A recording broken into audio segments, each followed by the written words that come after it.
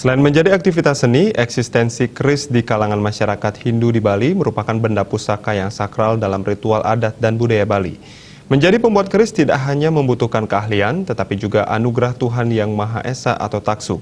Salah satunya adalah Pandey Ketut Margita, warga Banjar Pandey Batu Sangyan, Desa Gubuk Tabanan yang sangat dikenal dengan keahliannya membuat keris. Akrab dipanggil Jero Pandey Margita, ayah dua orang anak ini telah menggeluti keahliannya sejak tahun 2000. Bahkan namanya juga sudah sangat dikenal luas oleh masyarakat. Tak salah jika sudah ada ribuan pemesan yang datang berasal dari seluruh Bali, bahkan beberapa dari luar negeri, salah satunya adalah Belanda. Biasanya pemesanan keris datang dari berbagai pihak, baik diperuntukkan untuk pegangan pribadi maupun sebagai penjenengan atau pusaka di pura. Keistimewaan keris buatan Jero Pandey Margita terletak pada unsur atau bahan yang digunakan.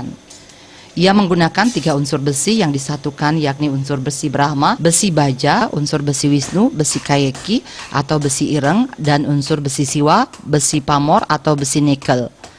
Termasuk juga untuk mendapatkan sebuah keris bertuah harus diawali dengan pemilihan bahan baku dan hari baik. Keahlian Jero Pandey Margi ini didapati selain turun-temurun dari ayah dan kakeknya.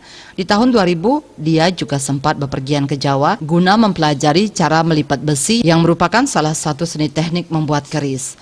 Menurutnya, semua pengrajin pandai besi tentu bisa membuat keris, hanya saja bahannya satu jenis besi. Berkat belajar di Jawa selama 2 hari, akhirnya bisa menggabungkan besi dari 3 unsur agar lebih manjur. Begitu pula dari mulai pembuatan keris hingga berakhir harus melalui 3 kali upakara. Ditambahkan, keris merupakan warisan budaya yang bukan sembarangan benda. Keris adalah wujud leluhur skala yang harus dirawat dan dilestarikan. Oleh sebab itu, dia saat ini menyerahkan seluruh hidupnya untuk membuat keris sekaligus melestarikan budaya. Saat ini sudah mulai muncul generasi muda yang melakoni kerajinan keris ini.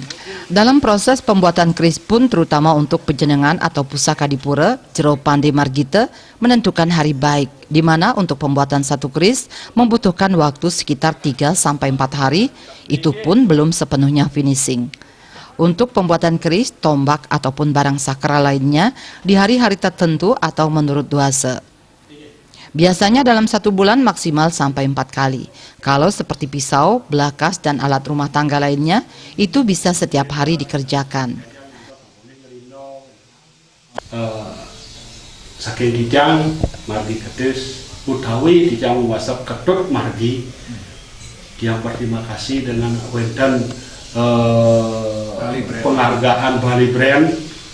Itu yang sangat bangga dan berterima kasih. Mobi-mobi Bali Brand ke depan makin sukses dan makin jaya. Diakui bangga lahir jadi warga Pandey karena diberikan keahlian oleh leluhur, ini yang akan terus dilestarikan. Dengan keahlian yang dimilikinya ini, ia pun tetap bersyukur masih bisa berkarya meski di masa pandemi saat ini. Artaya Bali TV.